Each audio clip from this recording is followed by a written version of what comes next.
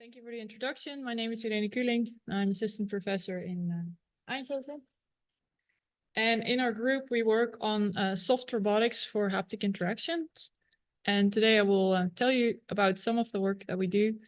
I hope to make you enthusiastic about pneumatics. I know Jan tried before to get you into fluidics, but I still think pneumatics is cool as well to use. So, I mean, I don't have to explain to you what haptics is or haptic interactions, but I kept this slide in because I realized that the last times I was presenting it was mainly to engineers. And what I want to explain to them is that there is several parts of haptics, right? There's haptic perception and there's haptic technology. So there's the part where the human gets, or in our case, the human gets into play, and there where the robotic system gets into play. And so if you think about an example where this comes together, it's in a teleoperation setting. And so what you can see here is a human operator wearing the old Sense Glove version, trying to grasp these cubes in a teleoperation setting and move them from one side of the box to the other side of the box. And this task is actually, it's called the box and blocks task. It's a task that's been used in rehabilitation a lot. And although there might be some delays in the video and these things, it's not going much faster than that you actually see. And this is a very advanced system. It's a very advanced hand, but still it's quite difficult to grasp the cubes, and even to release the cubes, it's quite difficult. So we do have some haptic feedback. We do have sensors in the finger. So you would say many of the components that we need are there, but still it doesn't go smooth. So humans do about 60 to 80 blocks per minute. With the robotic system, our best participants did about 25 in 2 minutes. And he trained a lot. So that really reminds me of this old studies that you probably know. I hope the videos keep running. But the work from Johansson, where the fingertips were anesthetized. So, okay, this one seems to run. So in this study, what he did is he asked participants to light a match. And on one side, you see that it was without anesthesia, but I think that one didn't run very well. So what is running now is where the fingers are being anesthetized, so you don't have tactile feedback, but you do have all the kinesthetic feedback. You do have all the motion capabilities, you have full control, you have the compliance of the fingers, it's all there. So in the end, the participant managed to light the match, but it still looks clumsy. And to me, this looks very much like the video we just saw with the teleoperation setting. So there are many components there, but still we cannot do that interaction as smooth as that we normally do. So how does that relate to my research? So if you think about a teleoperation system, what you have on one side is the operator and some kind of leader device, some interaction device where you get into contact with the system. You have a controller in between, and then on the other side, you have some kind of follower device and an environment that you're interacting with. And then if you think about a human that wants to interact with another human mediated by technology, so by robotic interaction or by other means, then there are two parts where this haptics plays a big role and where we actually lacking a lot of details right now. So that is the haptic interaction between the human and the interface, and let's say the hand of the robot interacting with the human in the environment. And what we focus on is so this human-robot-human interaction. And for that research, we took a detour to soft robotics. So we use soft materials. We look at bio-inspired solutions and work on all kinds of things for sensing and actuation to get that interaction as safe and intuitive as possible. So for those of you who are not familiar with the umbrella term soft robotics, so soft robotics is a lot of different components. We already saw some examples earlier today. But typically it's all about flexible structures. So the soft part is really that the material is soft. So you could have something made of silicon. It can be fully soft. It can also be combined with rigid components. Think about your own body. We have soft and flexible materials, but also some bones there. But the fully soft examples that are typically being used from nature is either the octopus arm or the elephant trunk. So in an elephant trunk, there are no bones. And still you can see that an elephant can very gently pick up the banana without hurting the young kid. But you might have seen other videos where an elephant can just stiffen up all the muscles and knock out another elephant. So that already gives an idea on how versatile flexible structures can be. And that is something that we want to put in a robot. So you might know Baymax from the movie Big Hero 6, which is actually a pneumatic robot. It's inflatable. It can be strong and gentle. And although we're not there yet, it's a nice example to think about what we can aim for. So how do this typical soft robot look like? Some of them you just have to imagine because they're behind that insert, but it could be soft kind of structures. So what we have right here, I will pass around some things during the talk. Just one minor thing is that I forgot to bring the larger syringes, so you have to imagine a bit more air to put in to create more force. So this is just the first one. So that one is a bit elephant trunk inspired, but just for you to feel. I mean, we're at a haptics conference, so it's nice to actually touch something. So I already mentioned some of these characteristics. So typically it's safe to interact with humans. It's very hard to hurt someone with a balloon. They have flexible grasps. You don't need to know exactly what you're going to grasp because it can flexibly wrap around. Bio-inspired, and it's something that people say, okay, you cannot, you have the wear and tear of using it, but you can also use that as a benefit. So it can be, let's say, a disposable part of your system. So if that is the part that interacts with either a patient or a human, then yeah, especially for patients, it needs to be changed anyway.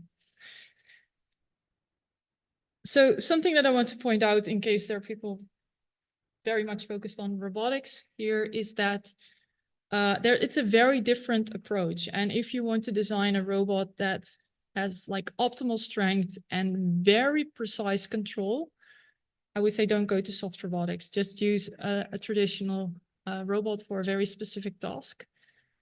However, if you want to design a robot that has more flexibility and is more versatile in its environment, we can definitely control it, and we can also look at different strengths. It's just harder to fully optimize for that.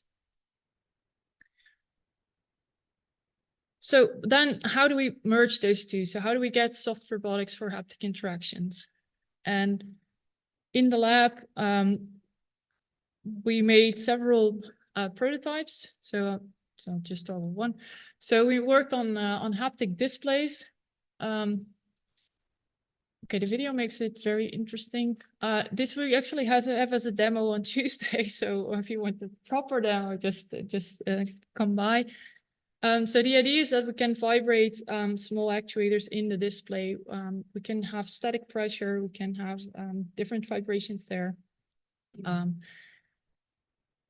Yeah, and play with those features. This is an example of a gripper.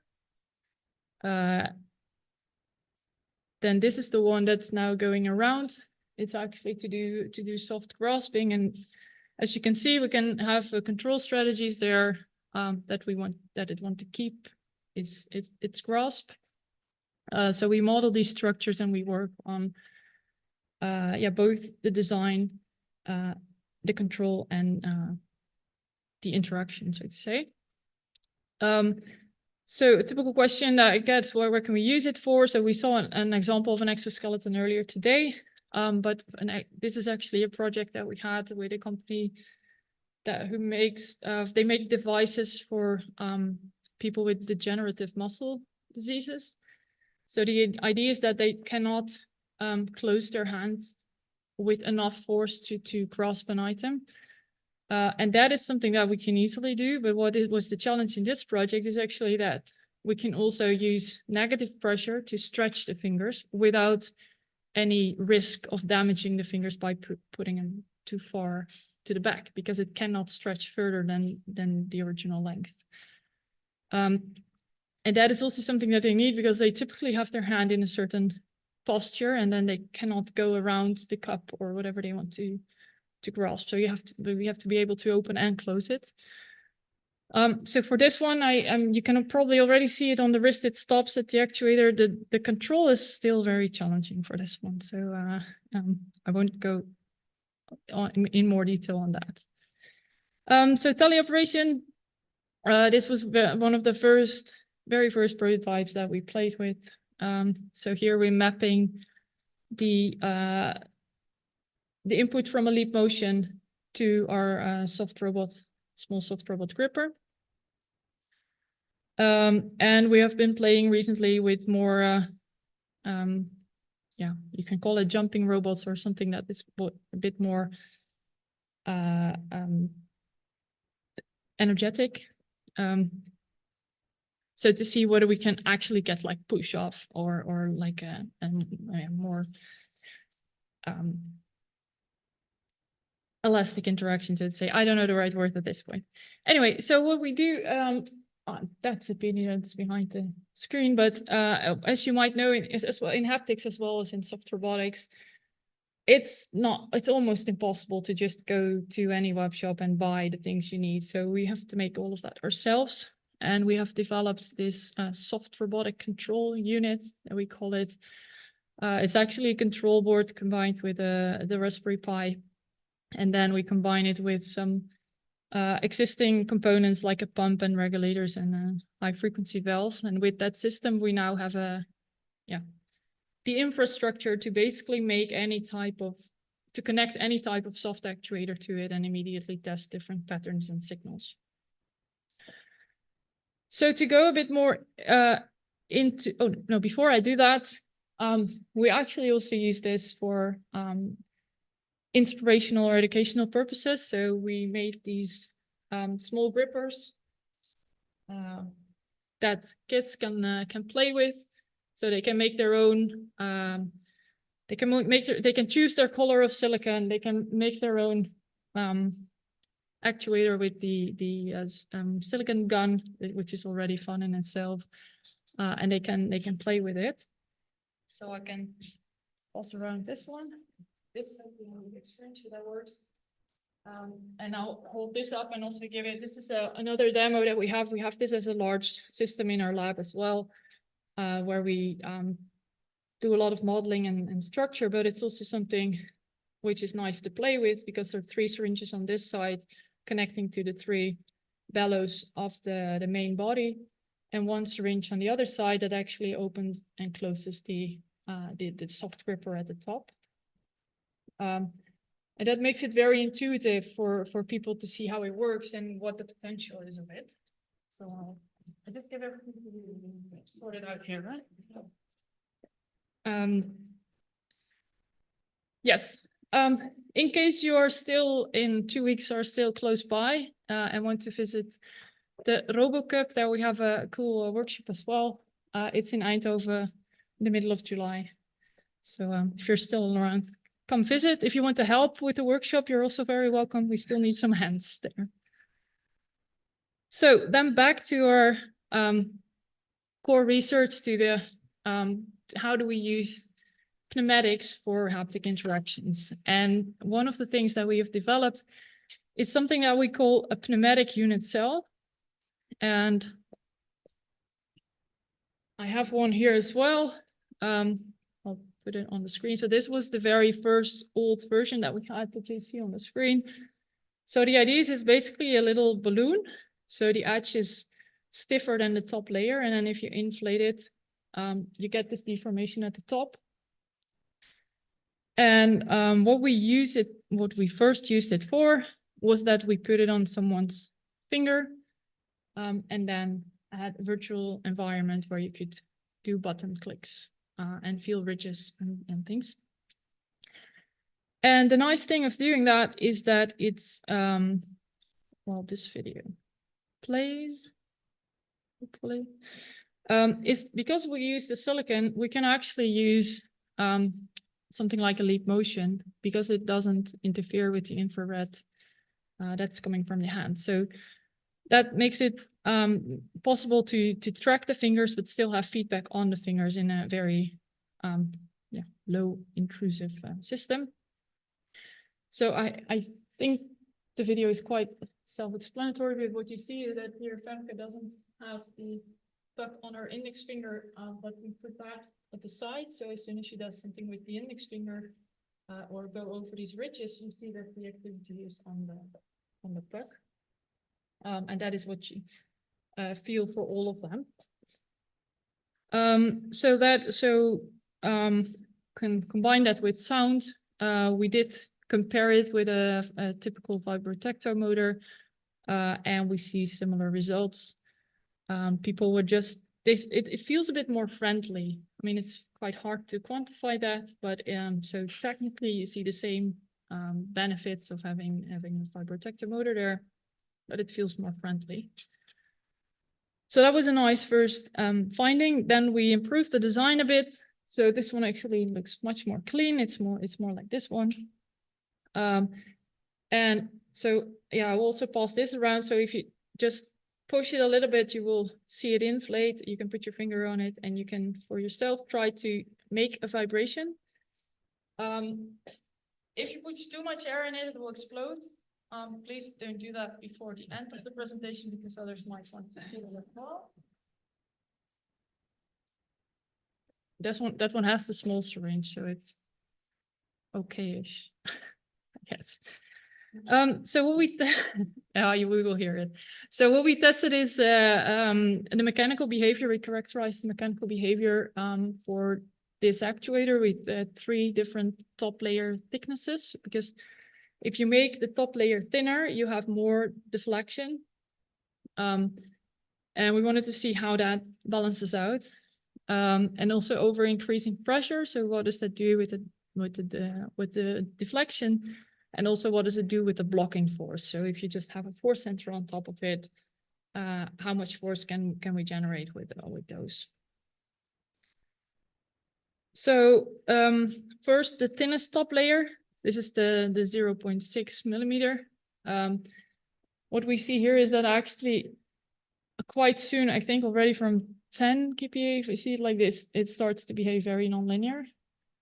And what you see is that at the top, so around the 30, 40 kPa, you see that the ballooning effect, so it's also the the plastic deformation, so it doesn't fully go back to its original state. So we did the same thing for 0.9 millimeter top layer. And there you see it's quite linear behavior up to 30 kPa. And then you get the nonlinear ballooning. And then for the 1.2 millimeter top layer, it behaves for a longer period of time quite linear, but then at the end you still get a bit of nonlinear behavior. So that's why we decided to, for the blocking force, we already had quite some explosions with the 0.6 millimeter or data that we couldn't get. So we decided to discard that one for the rest of the measurements and focus on the 0.9 and the 1.2 millimeter top layer thickness. And also up to 30 kPa, because after that it was clear that it wasn't the nonlinear behavior and some plastic deformations. So then we looked at the blocking force, and the nice thing actually here, there are 2 things. So one is that it's also, we can approximate it with linear behavior. It's not perfectly linear, but it's good enough to work with. We see some variability between the actuators. So on the x-axis, you see the pressure that we put in. On the y-axis, you see the blocking force that we measure from the sensor. And then the green lines are the 0.9 millimeter, and the pink lines are the 1.2 millimeter. and the thick one is the mean, and you see some other thin lines. I think you don't see the green lines very well, but you see the mean line. It's there. So that was that was nice. It was also something that really triggered us. So, okay, what happens then if we use this for perceptual characterization? Because we see more deflection, but we see the same kind of blocking force. So what? How does that work? To be honest, I cannot show you the results yet. Wait, first thing. Oh, yeah, actually, this was a static result. We actuated it up to 100 Hertz, and it keeps functioning well. We get a little bit less deflection with higher frequencies, but we do reach that frequency.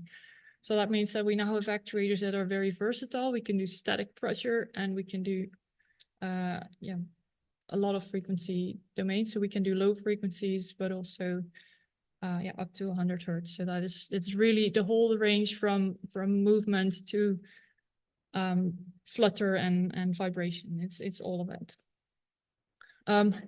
So we're now we can do during the perceptual characterization. And what we're making is this plots where we want to have the lines of equal intensity. So on one axis, we will have, again, the pressure, and on the other, the frequency. And then how does that relate? And especially, how does it relate between the two top layer thicknesses? Is that just a shift, or is there something interacting going on? That one is in preparation, so stay tuned. So then the question that we always get is, can you make them smaller? Yes, we can. Actually, we have them operational. It's here, it says smaller than 3 millimeters. I think we're smaller than 2 millimeters right now. And we can also put those in an array. So that is really something that you can think of fingertip actuation. If you're interested in learning more about that, or seeing some pictures, then just talk to me later on.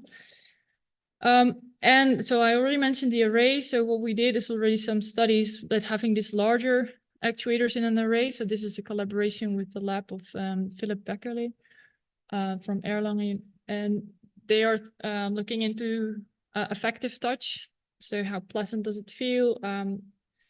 And so we made this into this bulky thing because they wanted to be sure that nothing moved. But also a student made already a sleeve kind of design where you, of course, it's harder to control where the actuators are located on the arm, because that depends on the tightness of the sleeve and like all these details, but it works perfectly well. So we can do that. So we can make them larger, we can make them smaller. So can go all directions. And then something that I want to show is that array that I mentioned before. So it is the thing that we demo on Tuesday, and we made this for a multidisciplinary collaboration, which was called, was about how would a high five with a non-human feel? So very different perspective. So we made this device, and people had to, it was at a festival, it was a science and music festival. So people just came in the whole night, experimenting with our setups, and we showed them these pictures. So animals, robots, and we just asked them, okay, could you adjust the settings? So it was size, frequency, and pressure. They could adjust the settings up to their perceived best contact with either the animal or the robot. So it was a very fun interaction experiment. And what we saw for that initial result is that, for example, an elephant, there is a very clear pattern of how people put that signal. So they do a high pressure, a large area, and a low frequency. Well, for the ants, and actually this picture is hard to see, but a complicated setting because there are many ants in there. So what do you actually feel? And we see that especially for the frequency, that people think, oh, what is going on? Very different settings were chosen. But as I said, this is something that is actually much better if you try it. So Tuesday. So to conclude from the presentation, and something to take home to think about, is that I believe that pneumatic actuators have large potential for generating haptic stimuli. It's a very versatile way of generating haptic signals. It can be static as well as vibrations within one actuator. It's soft and deformable, so it actually moves along with the fingertip, with the compliance of your fingertip. It's being described as a friendly or pleasant kind of interaction design. It's scalable in individual items and arrays. Whatever you want, we can basically compile it into. And the is of course still a challenge, and that's something that we are not optimizing at the moment. But although the actuators become very small, you still need this bulky hardware somewhere further on the line, which is a pump and the regulators and the valves. And that's a whole challenge in itself. That I'm very happy to collaborate if anyone wants to solve that. At the moment, we're not doing that. So with that, I want to thank the team. And I would also like to invite you, and if you have a use case where you can think you might want to use pneumatic devices or something that looks like or is inspired by the things that you might have seen today, let's collaborate, because we are looking for people who actually want to use it, because in our mechanical engineering department, it's quite hard to find students who want to do user studies. So with that, I would like to thank you for your attention. Happy to take any questions.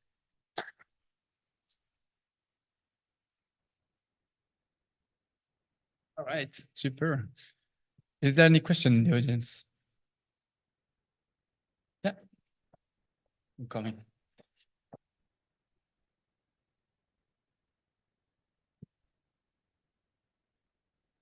Very cool presentation. Thanks a lot. So I have a quick question. Think back to actually one of your slides. It says you want to integrate the sensing as well in some of the actuators. So I wonder, like, what's your current goal regarding that? Yes, so the question relating to sensing, we are working on that as well. Mainly Femke is, she's over there. Questions on sensing, ask Femke. We're running the Reshape Lab together. We are looking into systems that either, we try different things, but what seems most promising right now is actually to use the pressure in the signal in the channel and changes in the pressure channel as sensor for contact. Yeah, cool. Thanks. Is there any other burning question? I do have one. So you show the affective, like the sleeve, right? That gives affective, and it made me think, like, a lot of actuation that you're doing is normal to the skin. But if you think about the kind of affective touch we receive, is also a lot of sliding and maybe shear that goes in. And I wonder if you have an idea for, stimulating the skin in that direction. Yeah, so we haven't made anything in that direction yet. I mean, there is this device from Stanford, of course, where the tip can also change. However, what we did do is some studies on apparent motion, and that's, of course, it's an illusion that is known also from the more traditional vibrotactile motors, which can actually, if you have vibration motor, let's say here and there, and you actuate them with some overlap, you have the feeling that it's actually moving along the arm. And that illusion is something that we can produce with these as well. And also something is because you can have separate actuators, but you can also have them in a slab of silicon, so to say. Mm-hmm. So that makes the whole thing move a little bit more. So there is, you could actually make contact in between, because you kind of you use, in this case, the benefit of the damping, that you don't actuate very specifically, but you have the damping in the structure, and thereby it, kind of taps. So it's not shear, but it is suggesting movement.